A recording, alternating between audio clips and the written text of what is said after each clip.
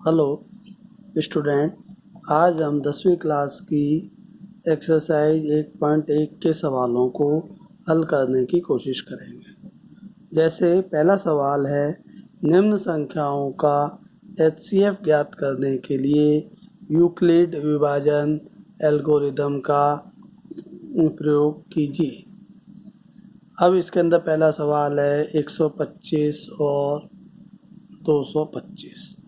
तो पहला सवाल है 125 और 225।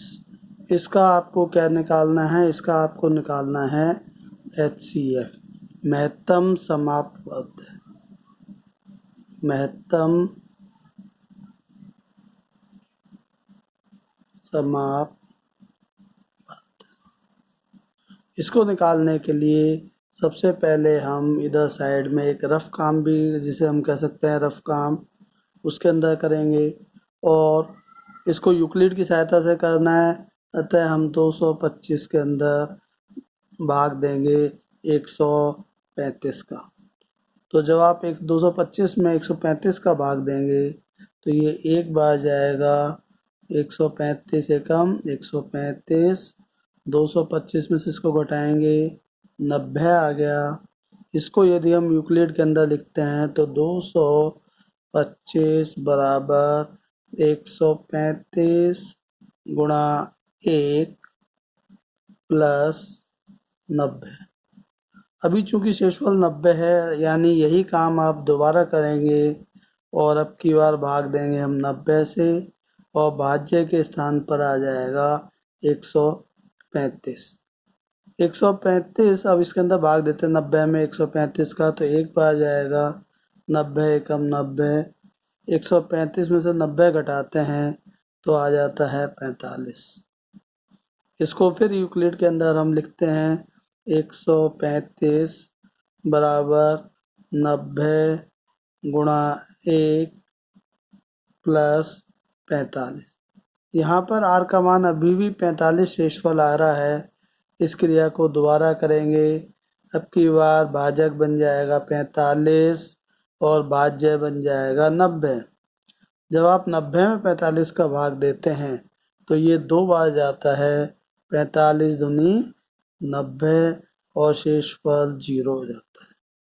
तो यदि हम इस सवाल को अब आगे देखते हैं तो ये 90 जो है ये आपका इधर आ गया बराबर 45 गुणा 2 प्लस शेषफल के स्थान पर 0 है और यह एक यूक्लिड विभाजन प्रमेयिका का रूप है। a बराबर b गुणा q प्लस r। चूंकि r का मान 0 हो जाता है, अतः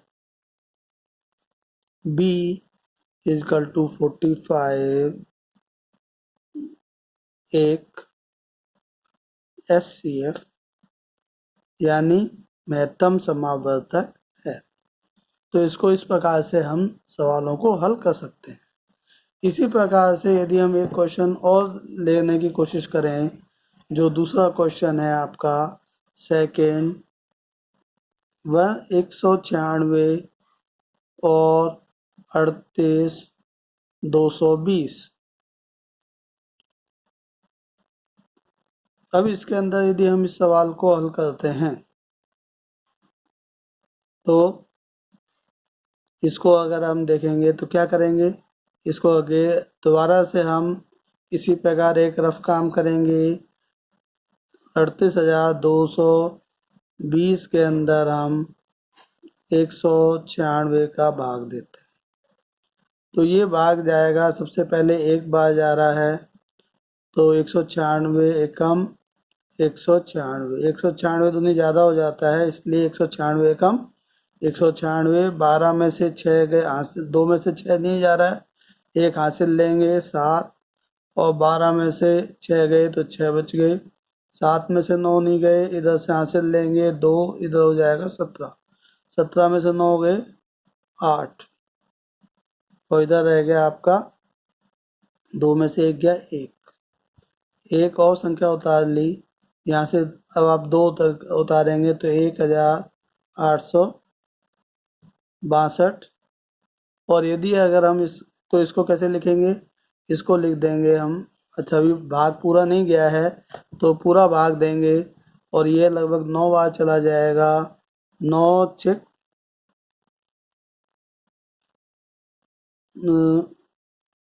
इसका भाग देना है आपको, देखिए कितनी बार जा रहा है। 9 6 54, यहाँ से लगी 5,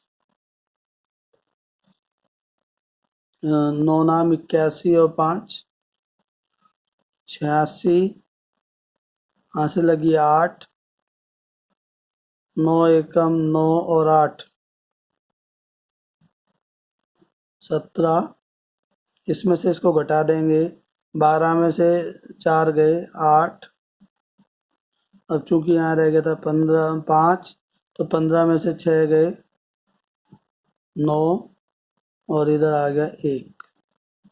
अब इसको जीरो को आप नीचे उतारेंगे, अब देखेंगे कि ये 5 बार भाग जा रहा है। 5 6 30 की जीरो, यहाँ से लगी 3, 5 नाम 45 और 3 48, 4 5 एकम 5 और 4 9, तो भाग देने के बाद शेषफल आ गया 0। इसका मतलब 38,220 को यदि हम 196 के गुणनखंड के रूप में लिख रहे हैं तो 196 का पहाड़ा कितनी बार बोलना पड़ा आपको, 195 बार। और इसके बाद शेषफल कितना बचता है इसमें से, 0। तो यानी आपने इस संख्या को इस प्रकार से सॉल्व किया है कि 38,220 बराबर 196 गुणा 195 जमा 0। इसका मतलब ये भी एक रूप हो गया a बराबर बी क्यू प्लस आर, जहाँ r का मान 0 है, अतः उपरोक्त संख्या का महत्तम समापवर्त्य 196 है। इसको शॉर्ट में हम SCF भी कह सकते हैं। तो उपरोक्त संख्या का 196 और 38,220 का महत्तम समापवर्त्य 196। इसी प्रकार एक क्वेश्चन और आता है कि अगर हम इसी चीज को आगे ध्यान देते हैं कि दर्शाइए, इस पर ध्यान देंगे, दर्शाइए कोई भी धनात्मक विषम पूर्णांक 6q प्लस 1, 6q प्लस 3 या 6q प्लस 5 का एक रूप होता है जहाँ q कोई पूर्णांक है। तो प्रश्न संख्या यदि हम इसको 2 को सॉल्व करते हैं तो हम कह सकते हैं कि कोई भी धनात्मक पूर्णांक, कोई भी धनात्मक पूर्णांक 6q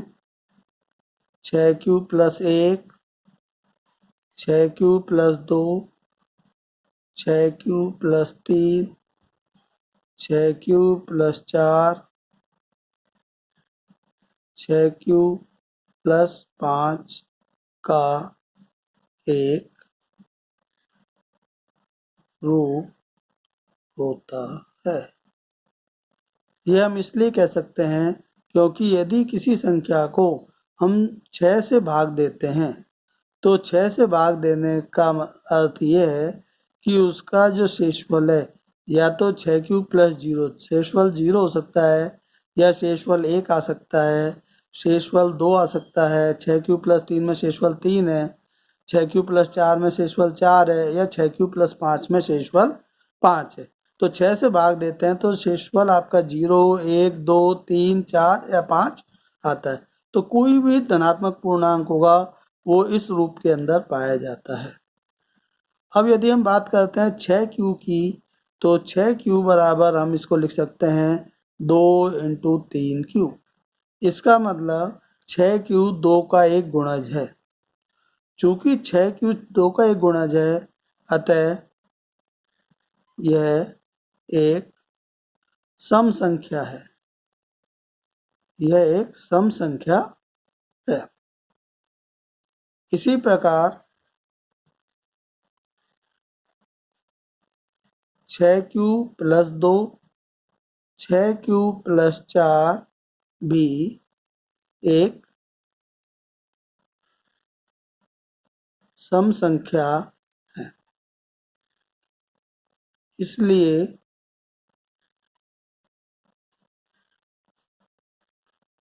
हम कह सकते हैं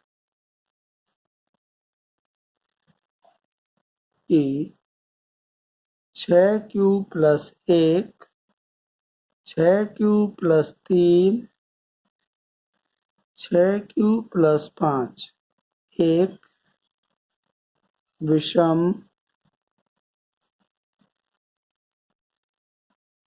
धनात्मक पूर्णांक। ठीक, इसी प्रकार के हम बाकी के सवाल भी सॉल्व करेंगे। इसके अंदर आपको दिया गया है, जैसे क्वेश्चन नंबर 3 है, परेड में 616 सदस्यों वाली एक सेना आर्मी की टुकड़ी को 32 सदस्यों वाले एक आर्मी बैंड के पीछे मार्च करना है और दोनों समूहों को समान संख्या वाले स्तंभों में मार्च करना है। उन स्तंभों की अधिकतम संख्या क्या होगी जिसमें वह मार्च कर सकते हैं। यानी ये भी एक महत्तम समावर्तक का रूप है जिसके अंदर आपको 616 और 32 का महत्तम समावर्तक निकालना है और इन दोनों का जो महत्तम समावर्तक है आएगा वही इसका उत्तर होगा और वह बताएगा कि स्तंभों की अधिकतम संख्या क्या हो सकती है। अब क्वेश्चन नंबर हम 4 के ऊपर इसी प्रकार से बात करते हैं कि यूक्लिड विभाजन प्रमेयिका का प्रयोग करके बताइए किसी धनात्मक पूर्णांक का वर्ग किसी पूर्णांक के लिए 3m या 3m + 1 का रूप होता है। यूक्लिड विभाजन द्वारा से इस सवाल को ध्यान से देखेंगे कि यूक्लिड विभाजन प्रमेयिका का प्रयोग करके दर्शाइए किसी धनात्मक पूर्णांक का वर्ग किसी पूर्णांक m के लिए 3m या 3m का एक रूप होता है। इसको हम इस प्रकार से कर सकते हैं कि कोई भी धनात्मक पूर्णांक कोई भी धनात्मक पूर्णांक 3q + 1 तथा 3q + 2 का एक रूप है। यह इसलिए भी हम कह सकते हैं कि यदि किसी संख्या को 3q का अर्थ है 3 से भाग देना और यदि हम किसी भी धनात्मक संख्या में 3 से भाग देंगे तो हमारे पास सिर्फ 3 स्थिति आ सकती हैं। या तो हमारे पास शेषफल 0 आएगा या शेषफल 1 आएगा या शेषफल 2 आता है। तो किसी भी संख्या को चाहे वह कितनी ही बड़ी क्यों ना हो हम उसे 3q + 1 तथा 3q + 2 के रूप में व्यक्त कर सकते हैं। अब सवाल को यदि हम देखते हैं तो वो कह रहा है कि किसी धनात्मक संख्या का पूर्णांक का वर्ग m के लिए 3m या 3m + 1 का रूप होता है। तो धनात्मक पूर्णांक हमारे पास 3 है, 3q + 1 और 3q + 2। आगे वो बात करता है कि धनात्मक पूर्णांक का वर्ग यानी 3q का वर्ग और 3q का वर्ग होता है आपका 9q²। 9q² को यदि हम 3 के गुणज में लिखते हैं तो 3 × 3q²। और यदि 3q² को m माने तो 3q² बराबर हो गया 3 × m का एक रूप। अब बात करते हैं हम सेकंड कंडीशन की। तो सेकंड इसके अंदर है अगर संख्या 3q + 1 के रूप में है जिसके अंदर शेषफल भाग बच रहा है 1 तो ऐसी संख्या का यदि वर्ग करेंगे तो यहाँ पर 3q प्लस 1 का वर्ग होता है 9q square plus 6q plus 1। और इसके अंदर यदि हम यहाँ पे कॉमन ले लेते हैं 3 को, तो ये बच जाता है 3q square plus 2q plus 1। और यदि हम 3q स्क्वायर प्लस 2q को m के बराबर मान लें तो ये एक फॉर्मूला बन जाता है 3 गुणा m प्लस 1। अब हम तीसरी कंडीशन लेते हैं कि अगर संख्या जिसके अंदर शेषफल 2 है उसका वर्ग करेंगे तो क्या होगा। तो 3q प्लस 2 का वर्ग यदि हम निकालते हैं तो ये हो जाता है हमारे पास 3 का क्यूब स्क्वायर हो गया तो 9q का स्क्वायर प्लस 12q प्लस 4। और इसको हम सिंपल रूप में लिखें तो ये हो जाता है 9q square plus 12q plus 3 plus 1। और यदि हम इसमें से 3 कॉमन निकाल लेते हैं तो ये बच जाता है 3q square plus 4q plus 1 plus 1। और यदि 3q square plus 4q plus 1 को m माना जाए तो ये फॉर्मूला बन गया 3 गुणा m प्लस 1। इसका अर्थ है अर्थात प्रत्येक धनात्मक पूर्णांक का वर्ग 3m या 3m प्लस 1 का एक रूप होता है। तो इस प्रकार से हमने ये ज्ञात किया कि प्रत्येक संख्या कोई भी धनात्मक पूर्णांक है तो उसे हम 3q प्लस 1 या 3q प्लस 2 के रूप में व्यक्त कर सकते हैं। और चूंकि इनके रूप में व्यक्त किया जा सकता है तो इन संख्याओं का वर्ग यानी 3q का वर्ग क्या होगा 9q स्क्वायर होता है। और 9q स्क्वायर को यदि हम 3 गुणा 3q स्क्वायर के रूप में लिखें तो ये एक तरह से 3 गुणा m का एक रूप आएगा। दूसरा इसी में यदि कोई संख्या जिसमें शेषफल 1 बचता है तो 3q प्लस 1 का रूप होता है। यदि इसका हम वर्ग करते हैं तो ये 9q square plus 6q plus 1 है। 3 यदि हम कॉमन लेते हैं तो 3q square plus 2q plus 1। इस प्रकार की संख्या को यदि हम देखें तो यदि हम 3q स्क्वायर प्लस 2q को m मानते हैं तो यह एक 3 गुणा m प्लस 1 का एक रूप होगा। इसी पे अगर हम जब 3q प्लस 2 का होल स्क्वायर निकालते हैं तो ये बराबर हो गया 9q square plus 12q plus 4। 4 को हम 3 प्लस 1 के रूप में लिखते हैं तो इसमें से हमें 3 कॉमन निकलता है और ये बन जाता है हमारा 3q square plus 4q plus 1 plus 1। चूँकि ये पूरी संख्या m के बराबर है तो हम ये कह सकते हैं कि 3m प्लस 1 का रूप है। अतः हम उपरोक्त परिणाम से इस निष्कर्ष पर पहुँचते हैं प्रत्येक धनात्मक पूर्णांक का वर्ग 3m या 3m प्लस 1 का रूप होता है। इस प्रकार से हम इस एक्सरसाइज को पूरा कर सकते हैं। धन्यवाद दोस्तों।